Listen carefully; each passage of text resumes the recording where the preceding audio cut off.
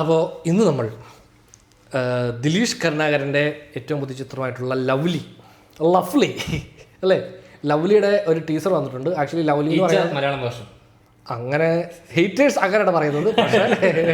പക്ഷേ ശരിക്കും ആക്ച്വലി ഇത് മലയാളത്തിൽ ഇങ്ങനെ ഒരു സിനിമ, ഇതിൻ്റെ ഫസ്റ്റ് ലുക്ക് പോസ്റ്റർ വന്നാൽ കുറച്ച് ഇൻട്രസ്റ്റിംഗ് ആയിരുന്നു. പിന്നെ ആഷിഖ് ബോണി അതിൻ്റെ ക്യാമറ ചെയ്തേക്കുന്നത്. അപ്പോൾ അങ്ങനെ കുറച്ച് പിന്നണിയിലുള്ള ആൾക്കാരൊക്കെ അത്യാവശ്യം മെയിനാണ്.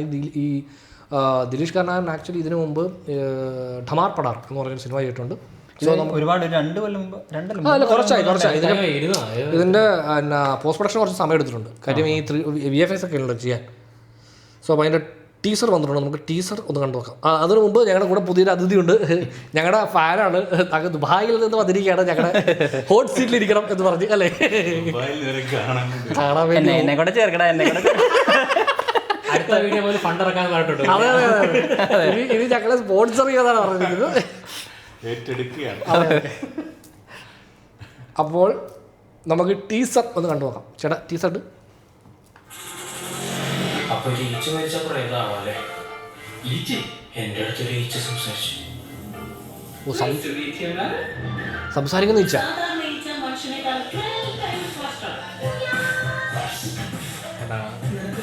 ജ്യോതിഷങ്ങൾ പ്രൊഡക്ഷൻ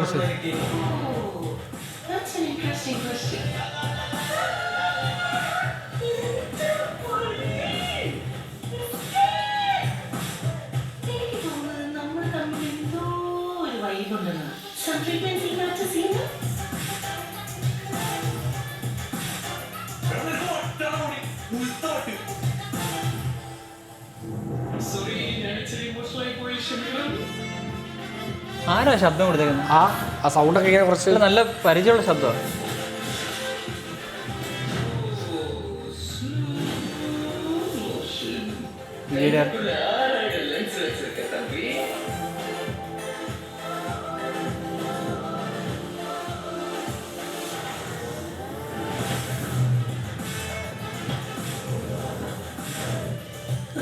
തേടി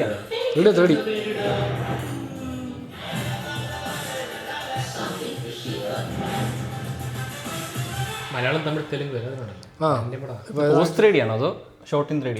പോസ്റ്റ് 3D ആയിരിക്കും. ഷോർട്ട് ഇൻ 3D ഇവിടെ ബറോസ് മാത്രമേ ഉള്ളൂ മോനെ. ഇതിപ്പോൾ കാണുമ്പോൾ നമ്മുടെ രാജമൗലി അണ്ണൻ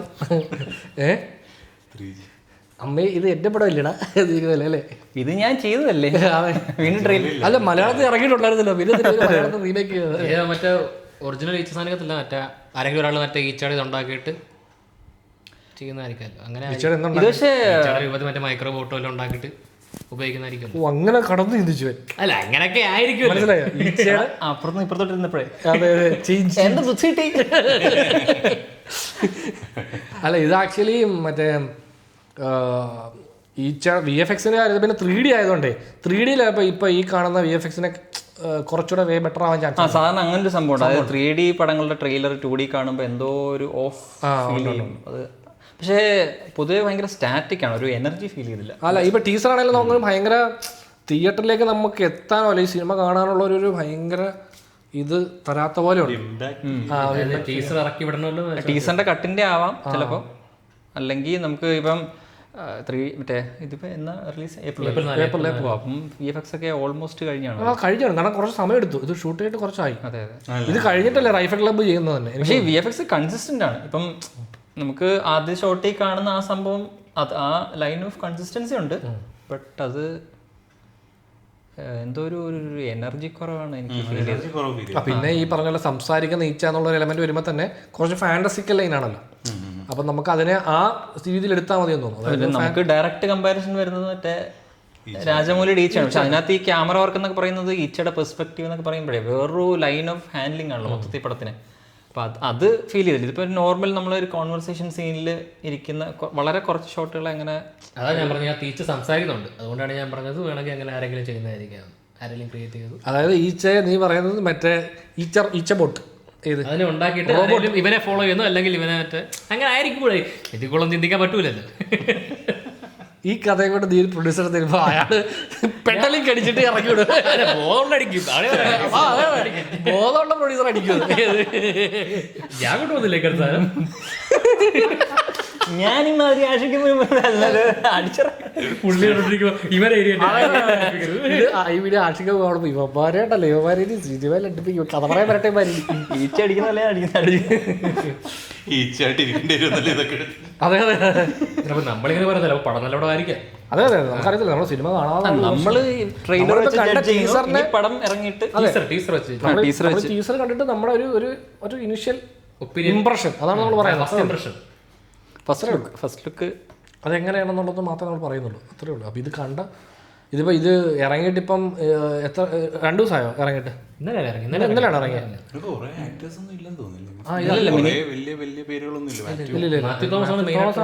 മിനിഞ്ഞാന്ന് ഇറങ്ങിയെന്ന് തോന്നുന്നു. ആണോ? അതിപ്പം നമ്മൾ ഇപ്പം ഇത്രയും സമയത്തിനിടയ്ക്ക് ഇതിനൊരു ഭയങ്കര വലിയ ഇതിനെപ്പറ്റി അധികം ചർച്ചയോ കാര്യങ്ങളൊന്നും ഇവിടെ കണ്ടില്ല. ഇപ്പം യൂഷ്വലി ഇപ്പം ഇങ്ങനെ സംഭവം വരുമ്പം ഒരു എക്സൈറ്റ്മെന്റ് ഉണ്ടാവുമല്ലോ. അല്ല ഇത് സസ്റ്റെയിൻ ചെയ്തില്ല. അതായത് ഇങ്ങനെ ഇനിഷ്യലി ഒരു പ്രോജക്റ്റ് ഉണ്ടെങ്കിലും ഇങ്ങനെ ഇടയ്ക്കിടയ്ക്ക് സാറിന് അങ്ങനെയാണല്ലോ, ഇങ്ങനെ ഒരു വെറൈറ്റി സംഭവം വരുമ്പോൾ ഇങ്ങനെ ഇടയ്ക്കിടയ്ക്ക് ഇത് മറ്റേ ചിലപ്പോൾ മറ്റേ ഗഗനചാരിയൊക്കെ പോലെ ഇങ്ങനെ പടം ഇറങ്ങുമ്പോഴത്തേക്ക് ഒരു സെറ്റ് ഓഫ് ഓഡിയൻസിനെ ഉണ്ടാക്കിയിട്ട് അങ്ങനെ. അല്ല സംഭവം വെച്ചാൽ ഇതിന്റെ ഫസ്റ്റ് ലുക്ക് പോസ്റ്റർ ചെയ്യാൻ പോലെ എനിക്ക് ഭയങ്കര പോസ്റ്റർ ഡിസൈനൊക്കെ ഭയങ്കര രസമായിരുന്നു. അപ്പോൾ നമ്മളിതിനെ ഭയങ്കരമായിട്ട് നോക്കി ഇതെന്താ സംഭവം നന്നായിട്ട് തോന്നി. ഒരു ഷോട്ട് ഇൻട്രസ്റ്റിംഗ് ആണ്. അവിടെ ആയിരിക്കും ഒരു വലിയ ഈച്ചയുടെ മുമ്പിൽ ഇവൻ നിൽക്കുന്ന ഒരു സംഭവമില്ലേ, അത് ഇപ്പൊ ഈ സ്വപ്നം അങ്ങനത്തെ സാധനം. ആ സംഭവം അല്ലെങ്കിൽ വേറെ എന്തെങ്കിലും ഒരു, അതായത് ഈ ഈച്ചയ്ക്ക് വേറെ ഇപ്പൊ ഇവരൊക്കെ എടുക്കുന്ന പടങ്ങളിൽ അങ്ങനെ വേറൊരു ചിന്തയൊക്കെ കാണുമല്ലോ, ഒരു സബ് ടെക്സ്റ്റും പരിപാടിയൊക്കെ ഉണ്ടെങ്കിൽ വേറെ എന്തെങ്കിലും കാര്യങ്ങളായിരിക്കും പറയുന്നത്. അതല്ല നോർമൽ ഒരു പടമാണെങ്കിൽ അറിയാം ഇപ്പൊ ഇങ്ങനത്തെ പടങ്ങൾ. ഏപ്രിൽ 4 കണ്ടറിയാം. അല്ല രാജമൗലി ഈച്ച ഇറക്കിയപ്പോൾ പോലും ഇനിഷ്യലി ആർക്കും വലിയ താല്പര്യമില്ലായിരുന്നു. തമാശ അറിയാം. ഈച്ചയുടെ ഒരു 1 ലൈൻ പണ്ട് ഈ ഡെക്കാൻ ക്രോണിക്കൽസിൽ ഈ സിനിമയുടെ ഒരു പേജ് ഉണ്ടോ അല്ലേ, ചെറിയൊരു ഇത് വരുമല്ലോ സപ്ലിമെന്റ് പോലെ. അപ്പോൾ അതിനകത്തൊന്ന് ഇതിങ്ങനെ പണ്ടേ വായിച്ചിട്ട് നമ്മുടെ അവിടെ കൊച്ചി പഠിച്ച സമയത്ത് അവിടെ കൂട്ടുകാരോട് ഇത് കണ്ട പുള്ളിയുടെ പുതിയ പടത്തിന്റെ കഥ കേട്ടാ എന്ന് പറഞ്ഞാൽ ഞാൻ ഈ കഥ വായിച്ചു നോക്കി ബഹുമാരൊക്കെ തെലുങ്ക് പടം കഥ എന്ന് പറഞ്ഞിരുന്നു. ഈ സിനിമ എന്നിട്ട് ഇവന്മാരുമായിട്ട് ഇവിടെ ചെന്നൈയിൽ മറ്റേ SK മാളിൽ തെലുങ്ക് പടം വിത്ത് സബ് ടൈറ്റിൽ അവിടെ ഇരുന്ന് കണ്ടിട്ടുണ്ട്. അന്ന് അവിടെ കണ്ട് കൈയടിച്ചവന്മാരാ. അപ്പൊ ഇനിഷ്യലി ഇത് തോട്ട് പറയുമ്പോൾ ഈ 1 ലൈൻ പറഞ്ഞപ്പോൾ ഒരു ഈച്ച പുനർജനിച്ചിട്ട് അയ്യേ എന്ത് കഥയുടെ എന്ന് ചോദിച്ചവന്മാരെല്ലാരും ഈ പടം തീർക്കാണ്ട് കൈയടിച്ചു തരാം. അപ്പൊ അതുപോലെ അത് തന്നെ ഇപ്പൊ നമ്മളിപ്പോ ഇങ്ങനെ പറഞ്ഞെങ്കിൽ നമുക്ക് ചിലപ്പോൾ പടം വരുമ്പോൾ നമ്മൾ വിചാരിക്കുന്നതിനേക്കാൾ ബെറ്റർ കൂടെ ആവാം. ഇവിടെ പ്രശ്നം വെച്ചാൽ നമ്മൾ എപ്പോഴും ഇത് കമ്പയർ ചെയ്യുന്നത് ഇപ്പം കമ്പാരിസൺ ഉണ്ട് നമുക്ക് കമ്പയർ ചെയ്യുന്നുണ്ടല്ലോ. അതിന്റെ ഒരു അതെ അതെ നമ്മളിപ്പോ ഓൾറെഡി ഇതിന് സമാനമായിട്ടൊരു വലിയ പടം കണ്ട്. അപ്പൊ നമുക്ക് അതുകൊണ്ടാണ് നമ്മൾ അത് കൊമേഴ്ഷ്യൽ ഇത് കൊമേഴ്ഷ്യൽ അല്ലായിരിക്കും തോന്നുന്നു. പക്ഷേ ഇത് ഫസ്റ്റ് വന്നിട്ട് നമ്മൾ ഒരിക്കലും പറയത്തില്ല ഇത് നല്ല ഐഡിയ ആണെന്ന്. നമുക്ക് ഇത് കുറച്ച് ഇൻട്രസ്റ്റിംഗ് ആയിരിക്കും. നമുക്ക് ഇത് കാണുന്ന എല്ലാവരും കുറച്ച് ഇൻട്രസ്റ്റിംഗ് ആയിരിക്കും. ഇങ്ങനെ സംഭവം നമ്മൾ കണ്ടിട്ടില്ലല്ലോ. ഇത് നമുക്ക് അത്രയും പോപ്പുലർ ആയിട്ടൊരു പടം അതാണ് അത്രയും പോപ്പുലർ ആയല്ലോ ആ സിനിമ. അതുകൊണ്ടാണ്. സോ എനിവേ അപ്പം ഏപ്രിൽ 4-ാം തീയതി പടം വരട്ടെ. ട്രെയിലർ ഉണ്ടോ ഡെഫിനറ്റ്ലി ട്രെയിലർ വരും. പാട്ടിറങ്ങും പറയും എൻ്റെ മൂഡും പരിപാടിയൊക്കെ ചിലപ്പോൾ പാട്ടിറക്കും. പിന്നെ വരുമല്ലോ ഇനിയിപ്പോൾ കാണുമല്ലോ പാട്ട്. മാത്യുവിൻ്റെ പിറന്നാളിനൊരു പാട്ട് വരുന്നല്ലേ, ആ പരിപാടി ഇല്ലല്ലോ നമുക്കിവിടെ ആ കൾച്ചർ ഇല്ലല്ലോ. അത് തെലുങ്കിലും തമിഴിലൊക്കെയാണ് ആ ആക്ടറിന്റെ ബർത്ത്ഡേക്ക് ഒരു ഗ്ലിംസ് വരിക, അങ്ങനെ സാധനം. നമുക്കിവിടെ അങ്ങനെ എനിക്ക് തോന്നുന്നു മമ്മൂക്ക ലാലേട്ടൻ അങ്ങനെ ഉള്ളതെന്ന് തോന്നുന്നു അങ്ങനത്തെ പരിപാടി. സോ അപ്പം ഏപ്രിൽ 4-ാം തീയതി പടം വരട്ടെ, നമുക്ക് അപ്പോൾ നോക്കാം.